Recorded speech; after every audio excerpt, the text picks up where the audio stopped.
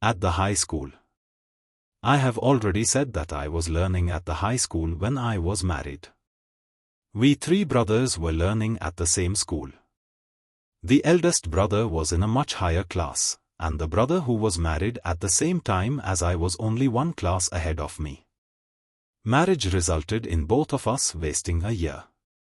Indeed, the result was even worse for my brother, for he gave up studies altogether. Heaven knows how many youths are in the same plight as he. Only in our present Hindu society do studies and marriage go thus hand in hand. My studies were continued. I was not regarded as a dunce at the high school. I always enjoyed the affection of my teachers. Certificates of progress and character used to be sent to the parents every year. I never had a bad certificate.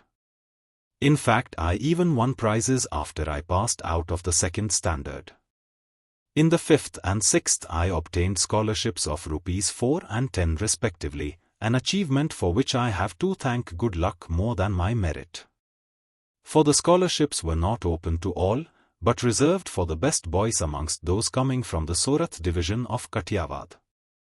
And in those days there could not have been many boys from Surat in a class of 40 to 50. My own recollection is that I had not any high regard for my ability. I used to be astonished whenever I won prizes and scholarships. But I very jealously guarded my character. The least little blemish drew tears from my eyes. When I merited, or seemed to the teacher to merit, a rebuke, it was unbearable for me. I remember having once received corporal punishment. I did not so much mind the punishment as the fact that it was considered my desert. I wept piteously. That was when I was in the 1st or 2nd standard. There was another such incident during the time when I was in the 7th standard. Dorabji Edulji Gimi was the headmaster then. He was popular among boys, as he was a disciplinarian, a man of method and a good teacher. He had made gymnastics and cricket compulsory for boys of the upper standards. I disliked both. I never took part in any exercise, cricket or football, before they were made compulsory.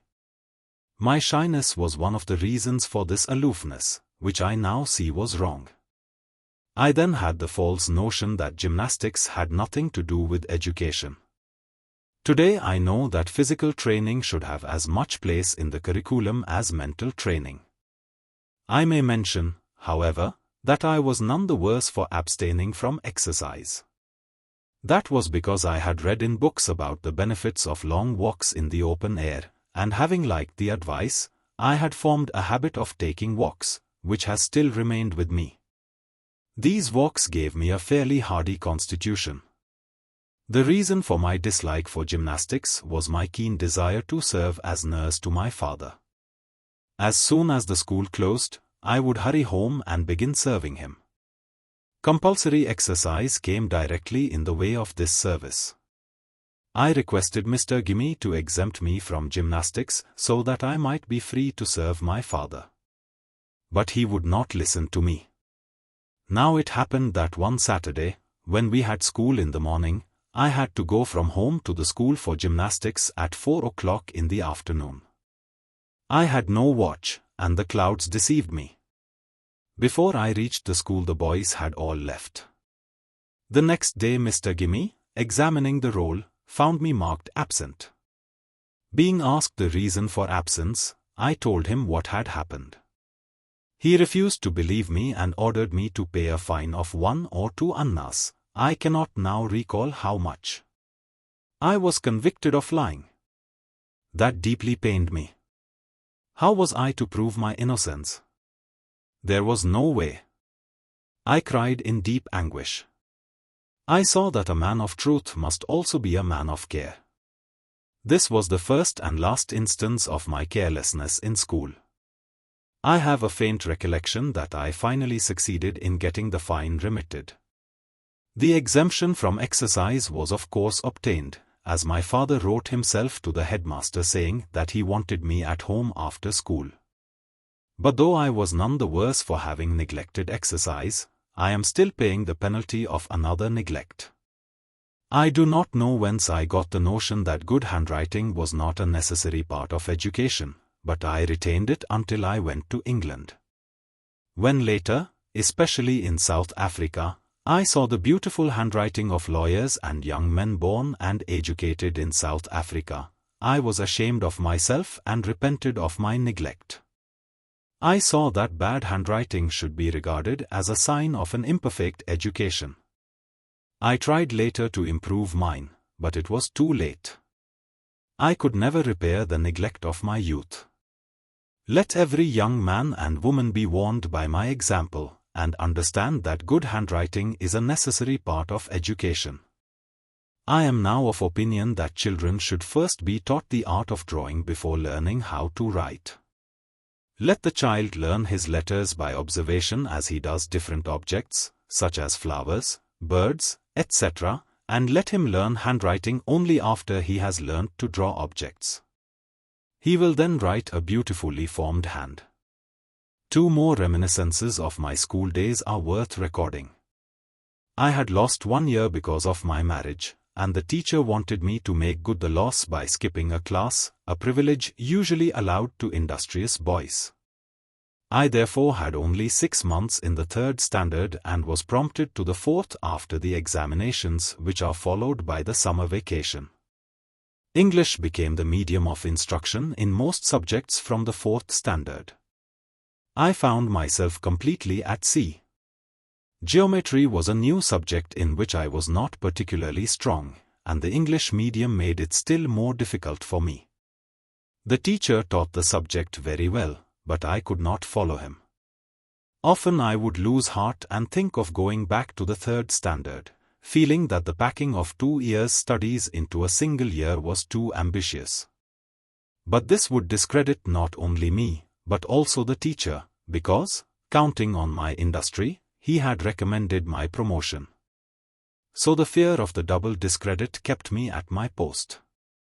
When, however, with much effort I reached the 13th proposition of Euclid, the utter simplicity of the subject was suddenly revealed to me. A subject which only required a pure and simple use of one's reasoning powers could not be difficult. Ever since that time geometry has been both easy and interesting for me. Sanskrit, however, proved a harder task. In geometry there was nothing to memorize, whereas in Sanskrit, I thought, everything had to be learnt by heart. This subject also was commenced from the 4th standard. As soon as I entered the 6th I became disheartened. The teacher was a hard taskmaster, anxious, as I thought, to force the boys. There was a sort of rivalry going on between the Sanskrit and the Persian teachers. The Persian teacher was lenient. The boys used to talk among themselves that Persian was very easy and the Persian teacher very good and considerate to the students. The easiness tempted me, and one day I sat in the Persian class. The Sanskrit teacher was grieved. He called me to his side and said, "How can you forget that you are the son of a Vaishnav father? Won't you learn the language of your own religion? If you have any difficulty, why not come to me? I want to teach you students Sanskrit to the best of my ability. As you proceed further, you will find in it things of absorbing interest. You should not lose heart. Come and sit again in the Sanskrit class." This kindness put me to shame. I could not disregard my teacher's affection. Today I cannot but think with gratitude of Krishnashankar Pandya. For if I had not acquired the little Sanskrit that I learnt then, I should have found it difficult to take any interest in our sacred books. In fact, I deeply regret that I was not able to acquire a more thorough knowledge of the language, because I have since realized that every Hindu boy and girl should possess sound Sanskrit learning. It is now my opinion that in all Indian curricula of higher education there should be a place for Hindi, Sanskrit, Persian, Arabic and English, besides of course the vernacular. This big list need not frighten anyone. If our education were more systematic, and the boys free from the burden of having to learn their subjects through a foreign medium, I am sure learning all these languages would not be an irksome task, but a perfect pleasure. A scientific knowledge of one language makes a knowledge of other languages comparatively easy. In reality, Hindi, Gujarati and Sanskrit may be regarded as one language, and Persian and Arabic also as one. Though Persian belongs to the Aryan, and Arabic to the Semitic family of languages, there is a close relationship between Persian and Arabic, because both claim their full growth through the rise of Islam. Urdu I have not regarded as a distinct language, because it has adopted the Hindi grammar and its vocabulary is mainly Persian and Arabic, and he who would learn good Urdu must learn Persian and Arabic, as one who would learn good Gujarati, Hindi, Bengali, or Marathi must learn Sanskrit.